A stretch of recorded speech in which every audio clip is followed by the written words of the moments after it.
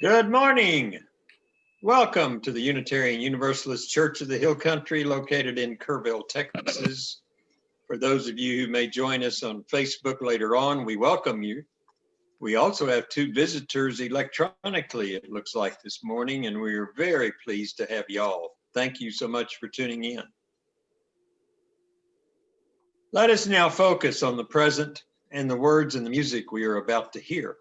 Come, may we know the joy of being together, even if it is electronically. May we know the joy of worshiping together.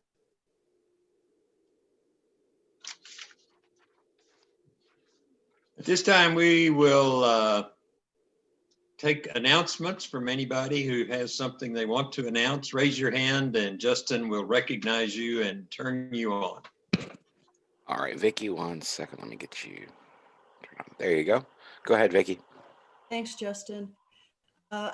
Just a comment from the service committee.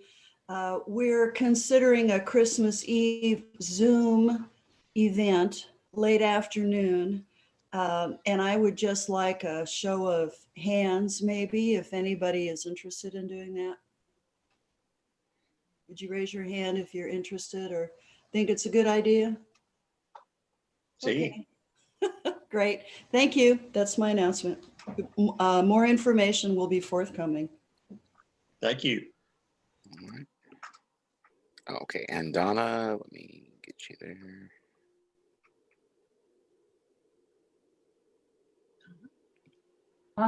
I would just like to remind everybody about the guest at your table time donating to the Unitarian Universalist Service Committee. This is our charitable arm. Donations can be sent by check. They can be done online through the service committee.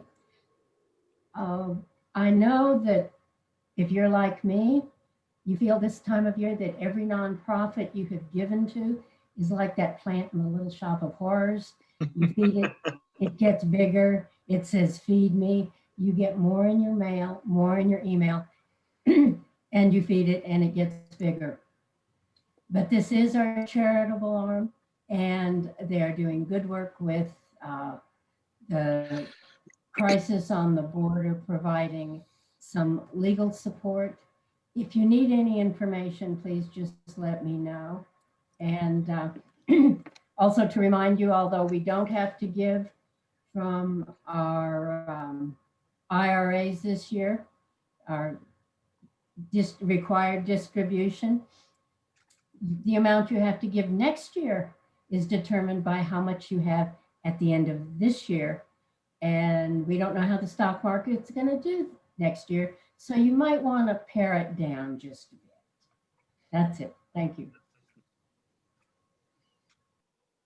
All right, and Susan, let me get you there. You've got it. Susan, you've got a prompt to unmute. There you go.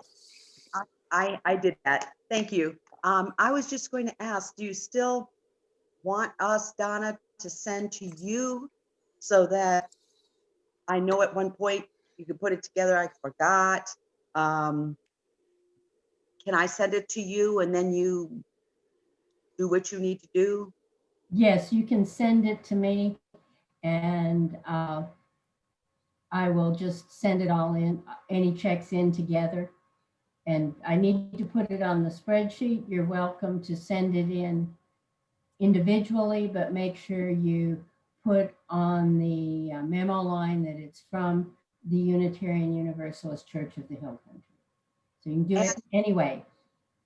My second question is that wonderful congregation in Rhode Island, Delaware, can't remember. Are they contributing or matching up to a certain amount? Oh, shelter. Anything over $125 dollars will be equally matched. Good. That means I give 125 or more. Got it. Uh-huh. And that's the Shelter Rock congregation in New York, Okay, New York. on Long Island.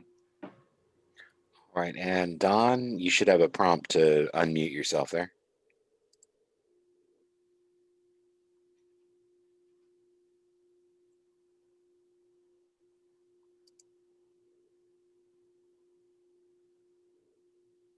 Don, you should have a thing on your screen asking you to unmute. There you go. Donna, my comment is that I have just received the mailing from the service committee asking for my donation. And in there, they claim that the matching is $150 per year per contribution, as opposed to 125, as you mentioned, as it's been for many years. Can you identify the difference there? My guess is the difference is that I haven't read carefully and it has gone up. That would be my assumption. So everybody, if they want a match, had better use the 150 number. Right. Thank you, Don. Okay.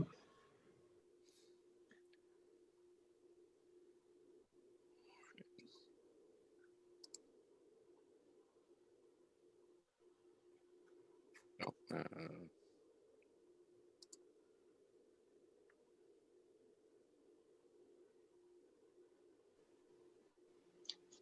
Okay, thanks to all of you for those announcements. We had already done our 125, Donna. What if we send another 25 to you? I guess that'll work. Somehow we can lump them as a single contribution, I hope. I hope so.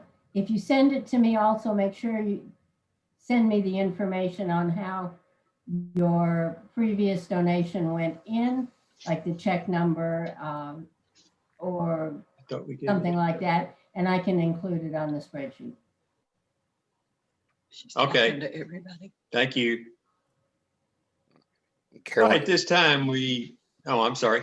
Oh, yeah, Carolyn's got her hand up. Let me do that real quick. Oh, she does. Uh, Okay. Yeah. The material I had said 125, and that's what I said, and I made a Xerox of it. So maybe it just went up or something. I don't know. Mine said 125. To that, I would think that maybe the guest at your table is 125 and the general contribution is Okay. 150, and they haven't adjusted Okay. Yeah. their information yet. I will check with them and see.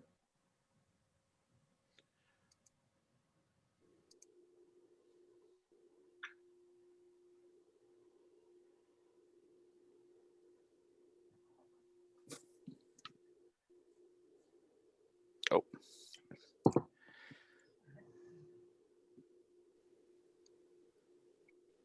All right, at this time, let's light the chalice.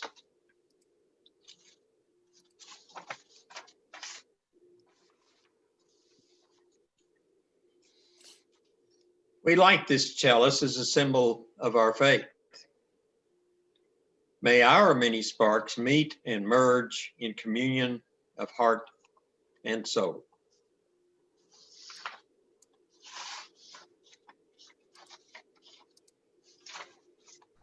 Does that mean that you have answered all the other questions of the universe? Well, we all know that the other answer is 42. So Yes.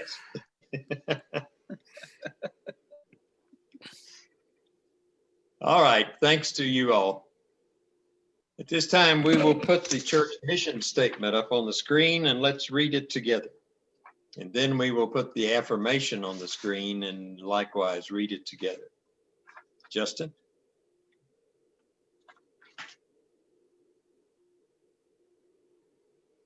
We journey together, guided by UU values to seek, nurture, and serve our loving church family, our community, and our world.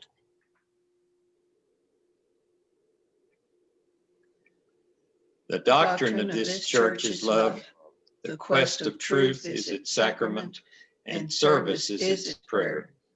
And this is our great covenant, to dwell together in peace, to seek knowledge and freedom, to serve humanity in fellowship, as we strive to have all souls grow into harmony with the divine.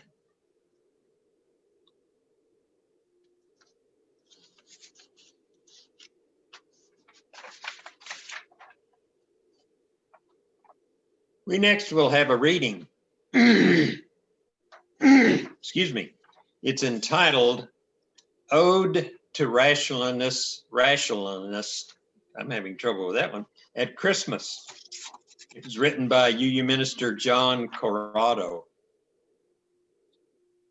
'Twas the night before Christmas, and all the UUs were desperately trying to pick and to choose what parts of the holiday they could still use and not fudge on their tenets or liberal views.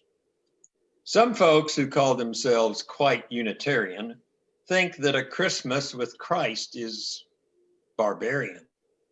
Mangers with beasties and angels and that may be accepted in very old hat, but I am a thinker who buys none of that. A virgin, 3 wise men, that star in the east may impress some, but not me in the least. I opt for reason and things that make sense. Christmas for me must be all relevance. Comparative religious studies, they charm us. They're distant, don't touch, do not scare or alarm us. If Christmas was Hindu or Buddhist or Zen, we could quite safely believe in it then. Well, hearing such drivel, I retch and I cry, and then I take pen in hand and I write this reply. Come now, you stodgy and humbug old skeptic. Your views are quite silly and too antiseptic. You too are part of the world that you live in.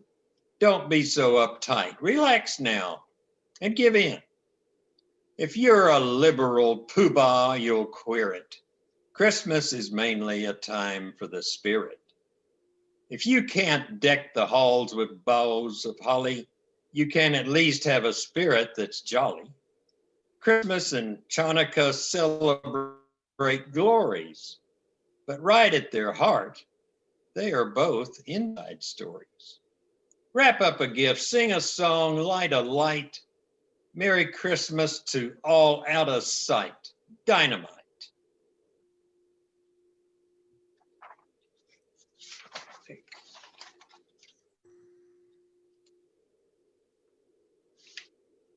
Okay, at this time, we will briefly mention that the church is still in need of financial help.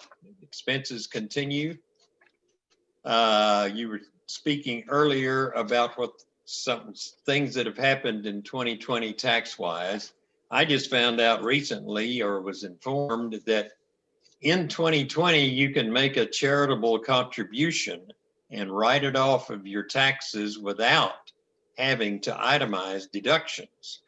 If Judy Bunch had been here, she might be able to verify that, but that is the information that I have received. So if you give now, you may well be able to write it off, which would include, if you want, you can prepay your 2021 pledge.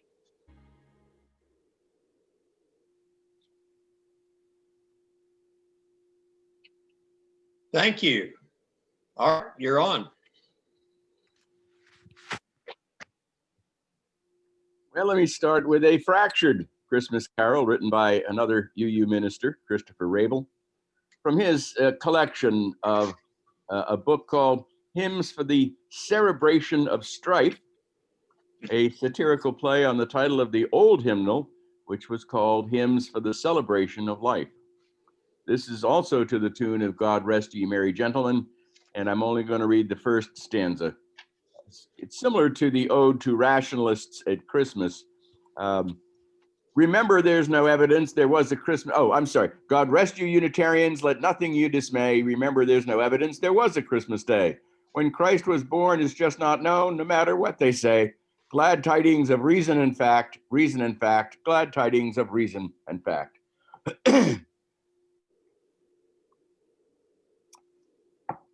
There's more to Christian, I think, Christianity and Christmas than reason and fact, my friends. More actually than metaphor and just myth. And by myth, I don't mean what most people talk about when they mean myth as lie. I mean myth by the definition which Joseph Campbell might use about ancient stories with meanings so deep and profound and universal that it takes more than just words to talk about them.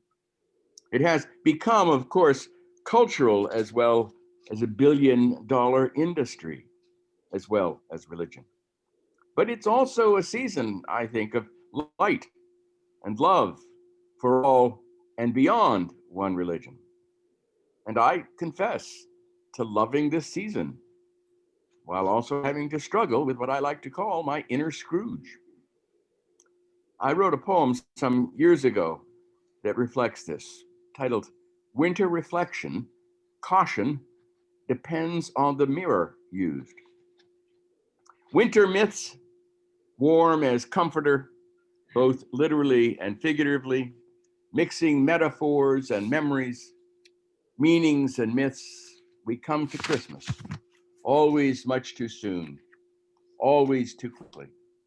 It's always here before I have done all the shopping, before I have rid myself of all the Scrooginess and opened my heart and wallet, before, not counting what it costs, for love should have no cost too great to bear. We should be willing to pay for everything we have for love. The Bible tells me so. And yet my New England thriftiness, okay, maybe it's just another word for stinginess, imprisons my soul at a time for me a potential for great joy. Then poof, too quickly Christmas is gone. The beauty of those multicolored lights shut off for another year, and I am left with an empty stocking full of I wish I hads and if onlys. Next Christmas, it will be different. I promise. I always promise. And yet I look around and my children are children no longer. They have all turned into young women, all mothers now, in fact. While I was too busy not looking, while I was too full of that Scrooginess, while I was too self-centered to give them everything they wanted and deserved.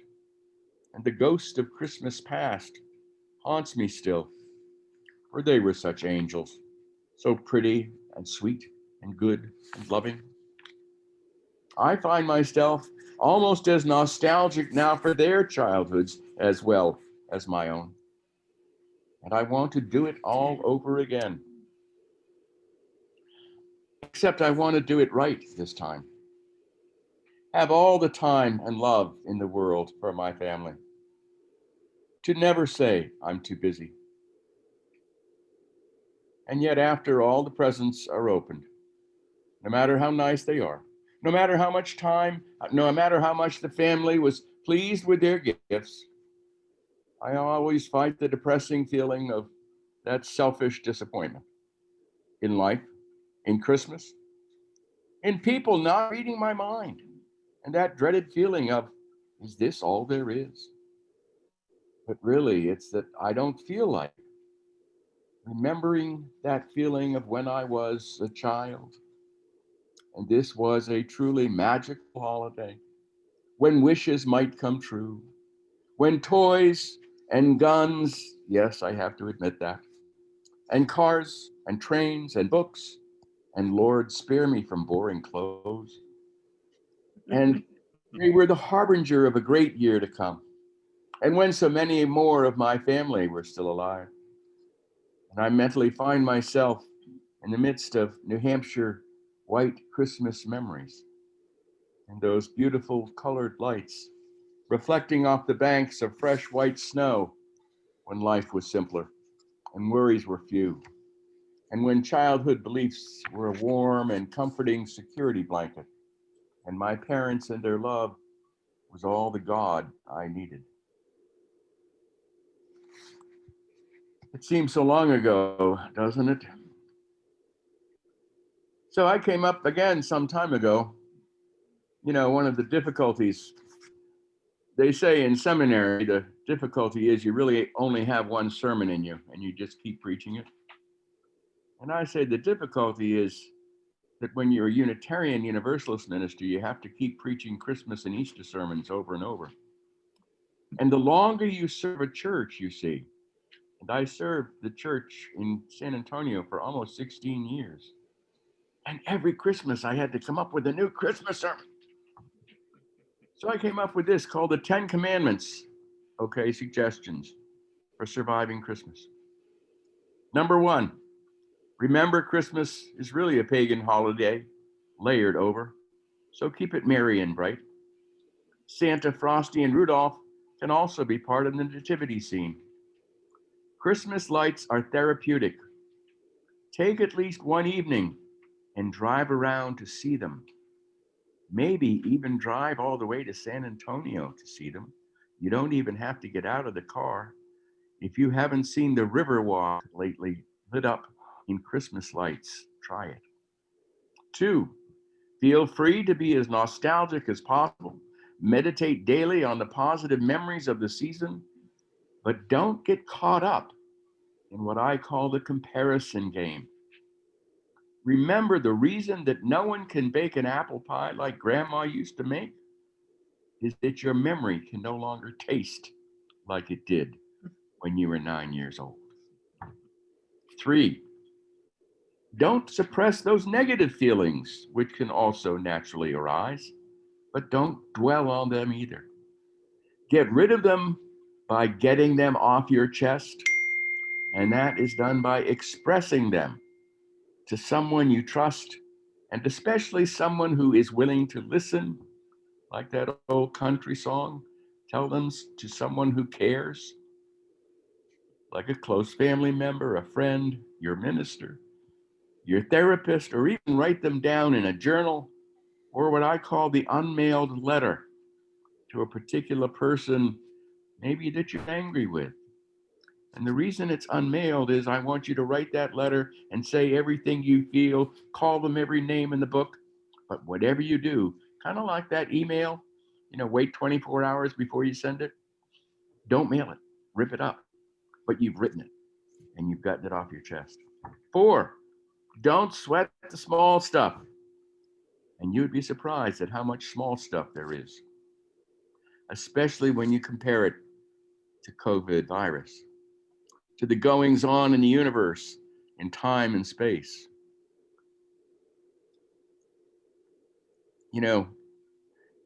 I first heard the idea of don't sweat the small stuff and almost everything is small stuff from that best-selling author, psychiatrist, Scott Peck. Anybody remember Scott Peck? And his wonderful old book now called Road Less Traveled, which certainly seems to be a Bible for UUs for the holidays. And at that time, it stayed on the New York Times bestseller list for 10 straight years. In an article in Time magazine, it was written up because it was a phenomenon, a psychiatrist writing a best-selling spiritual book, for heaven's sakes. But what Time discovered was that it wasn't because everyone was actually reading it, but that everyone was buying a copy for someone that they thought should read it. And I laughed at that until I realized that I had gotten it for Christmas from my kids. 5, remind yourself that it is natural to be depressed during the holidays as it is to be joyful. So get plenty of rest during the holidays because they're not only hectic, but they dredge up all of those memories and feelings. Kind of like we're going through a terrible bout of menopause together at the same time, especially when we have to be in the same house for a long period of time. And sometimes just knowing this and realizing that we're sharing it can be a lot of help. So take it easy on yourself. Lower your standards. Martha Stewart doesn't live here anymore and isn't likely to visit.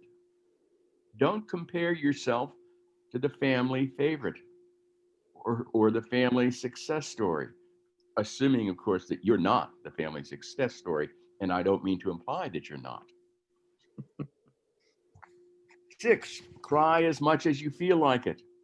Tears are therapeutic. Crying is good for you. Don't tell other people not to cry or that everything will be all right. It might not be. Indeed, encourage them to cry. Ask if you can help or if they need to talk. And I read recently where tears actually contain healing properties. 7, laugh as much as possible. Bring out the child in you. Laughing is also good therapy. Watch some comedies on TV during this season. Not only the tearjerkers, but comedies. On whatever form of TV streaming you use, if you do, it's all confusing to me. 8, and this is important, sing along with gusto at those Christmas carols. Hum or whistle if you're shy. Do not stop to analyze the theological implications of the words. Pretend they're all in Latin. Translate them into new words, as I did, if you wish. 9, as you've already started to do, give generously to charities. Put a $20 bill in the red Salvation Army kettle, though we're not going out to stores, of course, instead of the usual $1 bill, which I usually do. Or even better, put it in the church kettle. Buy gifts from charitable organizations and fairs. Buy yourself something for Christmas that you've always wanted. You deserve it. And 10, spend time with people you love. And yes, nowadays we have to be creative about that. But call, visit, write. We need to love and be loved to be fully human. If you can't or don't want to be with family or friends, go to Zoom church, volunteer somewhere. Because of Zoom, we have to now, because of COVID, we now have to have creative ways of doing it. We have to do FaceTime, we have to Zoom, but we have to find that way to safely interact. This time of year obviously is stress inducing, but there's only so much we can do. And we often overextend ourselves, taking on more than is healthy for us. I like the story of someone who, while Christmas shopping, saw a clown music box in a gift shop that had this note beside it. It says, "Clown is defective when wound up." And directly underneath, someone had written, "Aren't y'all?" These winter holidays of early darkness and long nights beg those colored lights that bring us gladness. As I say, living for 16 years as minister of the church in San Antonio, Texas, my family missed the white Christmases of our Pennsylvania house. But we love to go to the Riverwalk where those thousands of lights strung from the overhead trees gave us the feeling of almost like it was snow or a white Christmas. And in Hispanic San Antonio, where those early missions still abound, they put votive candles at each ancient one. And in each grocery store, you find a large section for special saints, as well as candles to light for special reasons like luck or love or even spells. It's like being back in time sometimes in San Antonio, especially in some sections of the city, where the light of candles actually hold special power. And who's to say, except we rational UUs, of course,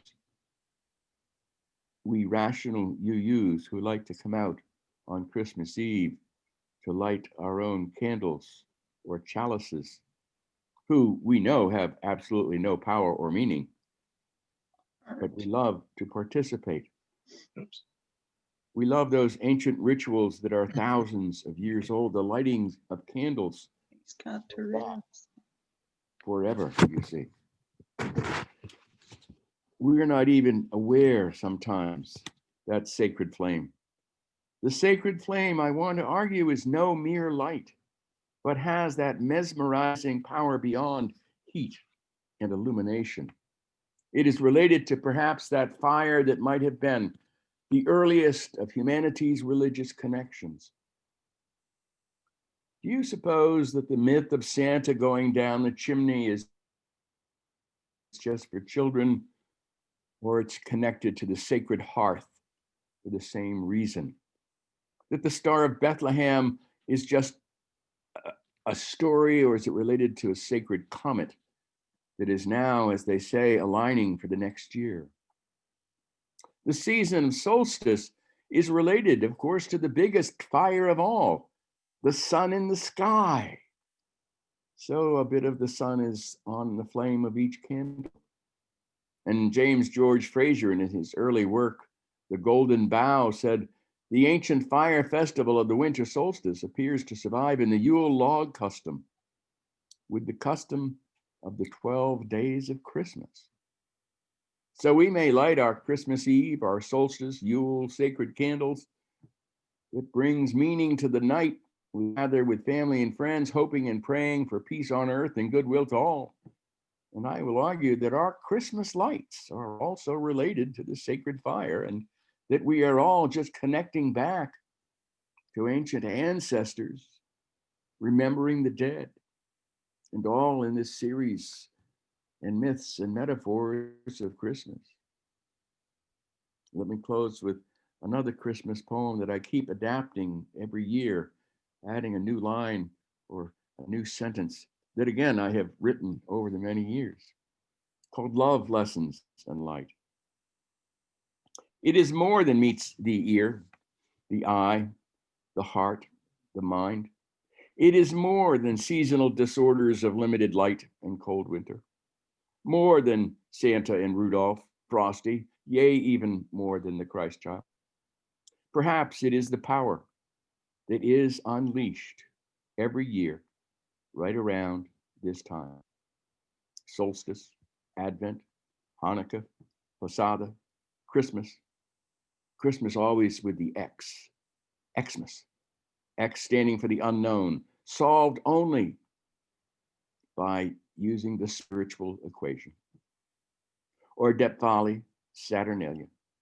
Merry Christmas Day, Yule log burning, wassail drinking, Three Kings Day, and the Epiphany of all shapes and sizes, colors and countries, even beyond boundaries up to the stars. On this night, this most sacred of all nights, this Christmas Eve, full of deep believers and questioners just as deep, of doubters and shouters, we gather in religious community. For some here are Santa Claus believers. Some will see angels and bright stars, others shepherds and magi. Some see a poor young unmarried mother, strange choice for a vessel of God.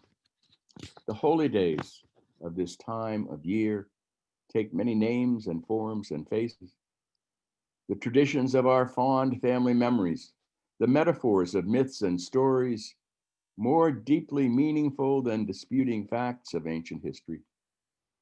So what is the story in your heart? In your winter solstice memories, what is the meaning of your life? Each of us are tasked to answer our own questions.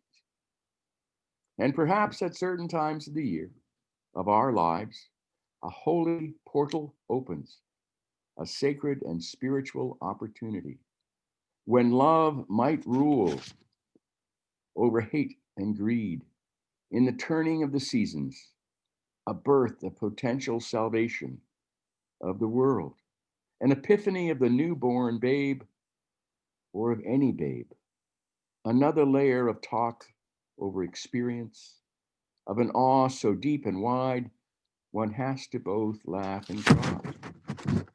So light the light, warmth from the cold, meaning for the uncertainty, companionship for the lonely, lessons for the learned to unlearn. And for me, it is the spirit of Christmas, even Dickens' many ghosts. It is the birth of true generosity, when we give not only gifts, but ourselves to the holy. For me, I enter what I call the religious dimension, with the magic of the music, the candles, the beloveds, and oh, the bittersweet memories of those long ago Christmases, as if each year were seen in a kind of telescoping memory, May our lives be worthy of the present that life bestows upon us. May we be worthy to fully give of ourselves, to be open to the spirit of life and love. May the spirit of Christmas, the multicolored lights, ancient and present day lessons, and the love that passes all understanding be with us now and for as long as we live, short and tall, big or small, eBay, Amazon, or mall. Bless us all, no exceptions. So let there be light, let there be love for all. Amen. Shalom. Merry Christmas and a happy and a healthy New Year.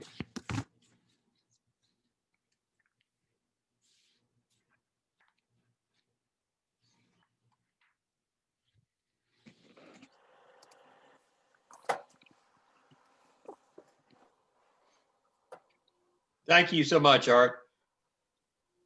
At this time, we'll take your thoughts or questions to Art, or any other response you want to give to what you just heard. All right, David, let me get you up first.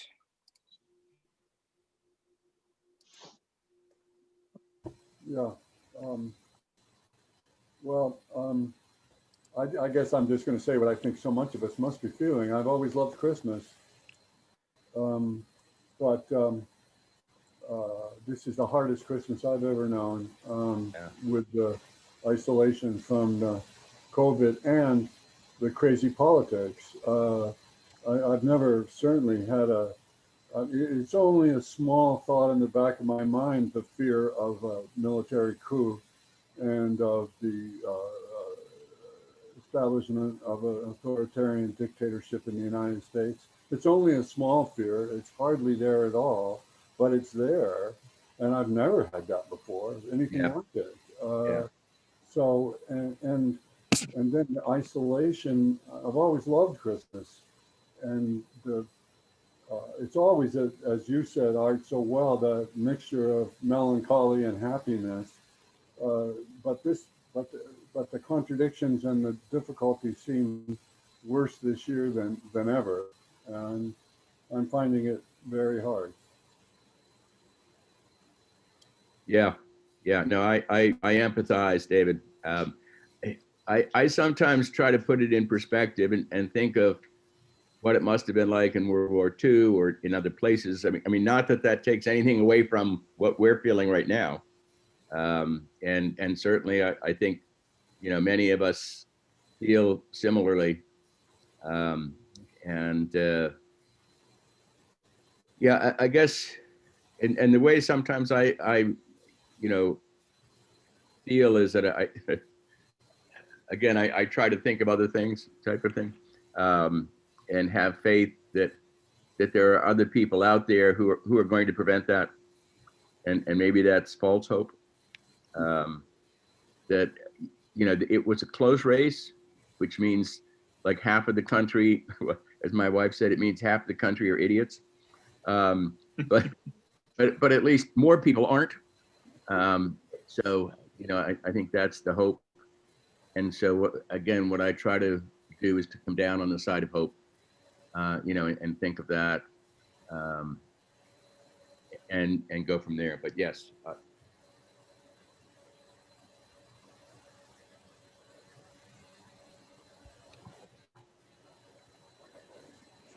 Okay, Murray first, then David. One of the things that, just last thing, one of the things I realize I do as well, obviously, is use humor a lot. And so I decided to, my Christmas gift that I said to my wife that I needed online, I noticed they have a New Yorker encyclopedia of cartoons, usually $100. They have it marked down to 50% off, free shipping. And I thought, I love New Yorker cartoons. I sometimes go to half price books and buy old New Yorkers just for the cartoons. And so I decided I need that for therapy. Just a thought. All right, Mari, go ahead. Yeah, I just like to say thank you very much, Art. You said so many of the things that I'd like to say to my family.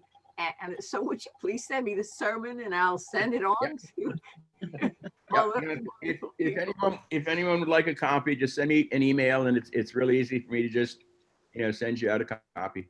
Well, I'll send it and it'll go all over across Texas and beyond. Thank you. All right, Meredith, go ahead. Excuse me. Yes. First of all, the song, the little song by the children's choir, that choir was organized after the 2002 Winter Olympics, or for the 2002 Winter Olympics. And it is still going on. It was in Salt Lake City. So I wanted to let you know about that. Wonderful. And Art, I wanted to tell you something about, it seems like we used to think of the good old days as a long time ago, which they really weren't. But anyway, now the good old days are not very long ago, maybe even last Christmas. Yeah. And I remember one where our grandson and daughter came for Christmas on Christmas Eve.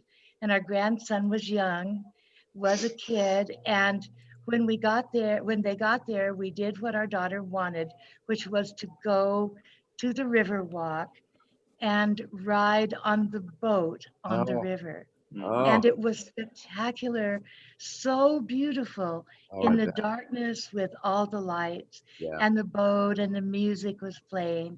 And I still remember that as a very special time, although I thought I couldn't imagine her wanting to do that, but it was the right thing. Yes. Yeah. Well, you know what the Jews say, it's like next year in Jerusalem, so let's all say next year in San Antonio, we'll take that boat ride. Good idea. All right, Linda, I see your hand. Go on a second here, and then I'll go to Madeline in a moment. Something I am doing this year, and I thought I was doing it for my grandson, but he had said to me the day after Thanksgiving, when they couldn't join us because of the COVID, he said, "Grandma, I'm tired of Corona. If it weren't for Corona, I'd be in Kerrville right now, and I won't have the memories." Yeah. I thought it was a profound statement by an 8-year-old. Yeah. Wow. One of the things I decided to do was write him my Christmas memories from childhood to when his dad was born and Christmases that we've had together. It was a very cathartic experience just writing those down. Yeah. Well, it's one of the reasons I've been wanting to do kind of like a memoir type of thing. One of the reasons why I took that course, because some of my kids have heard a lot of my stories, of course. But no. Yeah, I know. But yeah, I think it's really important. I also do ancestry.com and have realized, how little I know about my paternal grandmother, who never talked very much about her past. And both Kathy and I used to talk to my grandparents or my grandmothers about it. And I realized I talked more to one grandmother than the other. And now, none of us know about it because literally everyone is gone who knew about her. And so, yeah, it's that idea of the past and the ancestors. I will say that the other Corona tends to prevent memories as well. Yes. But much more pleasantly. Yeah. All right. And Madeline, you had your hand up. Go ahead. Yes, I wanted to tell you all that I really enjoyed being here for this service. Your church is so much like our fellowship in Galveston. It's all very familiar. And we had the pleasure of having Art some months ago, and we really enjoyed his presentation to us there. So thank you. When I saw he was speaking to you today, I thought this was a good time to come, and I did enjoy it, Art, and it's been a great experience. Thank you all. Thanks, Madeline. Thank you for joining us, and feel free to hop into any of our Zoom meetings at any time. I'll keep you on the list for it. Thank you. Thank you. Anyone else? Okay, and hang on just a second. Let me get you up there. All right, June, go for it. Yeah, I really enjoyed the sermon, and it brought back memories of when I was small enough that I was looking up at the doorknob to our back porch in Colorado on Christmas Eve, and out the window there was a light on, and there was no snow for the first time in my life. It was Christmas Eve, and there was no snow, and I knew that the sleigh didn't have wheels. And as I was looking up there, really worried, snowflakes started coming down in the light. And I was able to go to bed and be sure that, Santa would be there.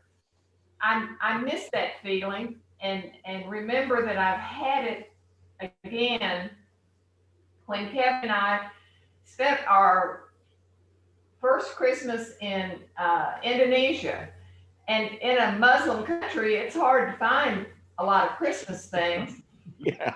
So I had this woodworker that came around the house make a Christmas tree that was 3 pieces of wood screwed onto another long piece of wood with holes in it.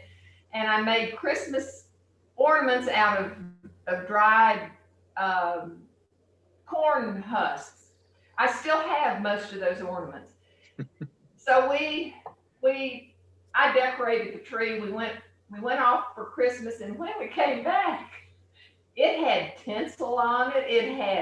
It had Christmas bulbs, and even, I think, even a little string of lights. And I thought, it's a miracle. Well, it was our neighbors who came in and took our tree back to their apartment while we were gone, and they decorated it. But it was that same kind of ooh. Yeah. Experience that I miss, and it's probably the reason that I still, just for the two of us, am gonna decorate a tree tonight and have some wine and crank up the Christmas carols and hang stockings, and I bet he comes. Yeah. I think it's gonna be another good Christmas, because it's not really about it's not about presents anymore. It's just right. It's just that feeling that I think we can often give ourselves. Yes. Because we deserve it. Yes. So, thank you. All right, and Jill, let me get you up just a second here.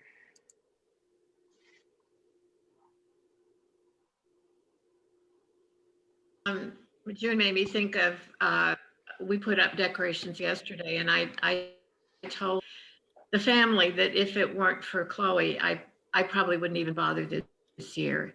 And it's a little bit more low key, but she did her, if you're on Facebook, go look at my Facebook posted pictures of the mantle that she did. It is just, it's so wonderful and so charming. And what a blessing it is that we have her here to kind of keep that spirit alive, because I think if she weren't here, I would just probably just grow into a little ball this Christmas, because it's really very sad. Won't see any of the other family, and won't get to travel.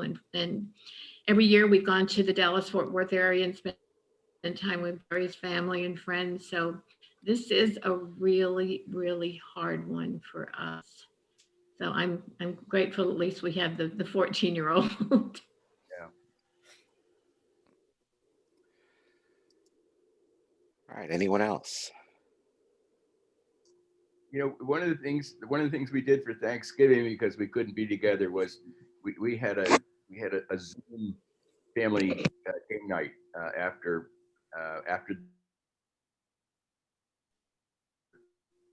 and we really enjoyed that. We had a very good time, and that way you get to see everyone, and I know not everyone can even do that, and it's not obviously the same, but that's one of the things that I urge us to think about, is to do more Zoom or FaceTiming, because that is so important. We have especially one group of grandkids who really need to see us, you know, and so that's really important. And Zoom family nights, family game nights, you know, are a lot of fun. All right, Carolyn, just a second. Let me get you up there. Well, since I had to cancel this year Thanksgiving in Tennessee and of course Christmas in California, I've been looking at photos. I have thousands of photos of Thanksgivings and Christmases past, which has been wonderful. I've made apple butter in Tennessee. I've made magnolia wreaths in Tennessee. I've gone to Dollywood, which was fabulous, which we always do. And I've made stollen with the kids in California, decorated trees. I've, had funny hats and, all the Christmases past. I've been reliving, which is great, which is great. Yeah, good. Right. Isn't it strange? I mean, in one sense, how little Christmas has to do with the birth of Jesus. True. That's the excuse. And the other interesting thing to me is, because every year I used to try to come up with some new twist, I guess is one way to do it. I would read a new book about something, about new aspect, etc. And it was always interesting to me to find out kind of like a new myth or a new history, etc. And it was always fascinating, to find out new things, about the story, if you will.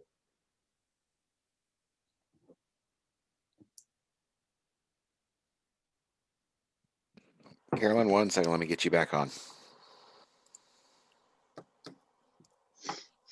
At our big Arlington, Virginia UU church, huge, we always celebrated the winter solstice. Yeah. Huge Druid ceremony. I mean, we big bonfire, that we did Morris dancing, and we made soup for like hundreds of people and bread, and it was very pagan, and it was really great. It was fantastic. We could do that here at Stonehenge. There you go. Good. Think about it. Where is Stonehenge? In Ingram. CAF at Ingram. Oh, We have our own Stonehenge and Easter Island right out there in Ingram. I didn't know that. Yes, we do. It used to be. It used to be further out on the way out to the Boy Scout camp after you passed Hunt, but they moved it into Ingram a few years back. And I've often thought it would be great to do that. All right, Linda. Sounds like you could head it up, Carol. Well, don't miss our service on December 20th by Steve Brooks, which is Born Again Pagan. Very nice.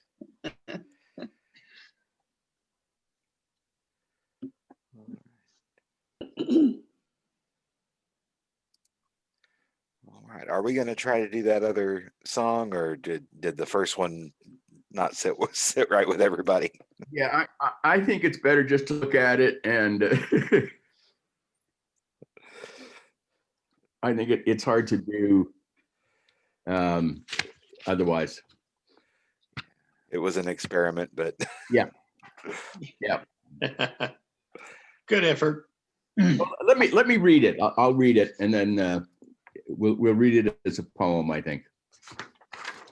Works. Let's see where it is. Just have to get the right key. Yeah.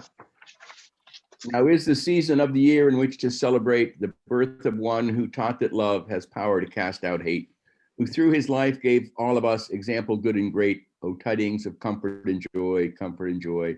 O tidings of comfort and joy.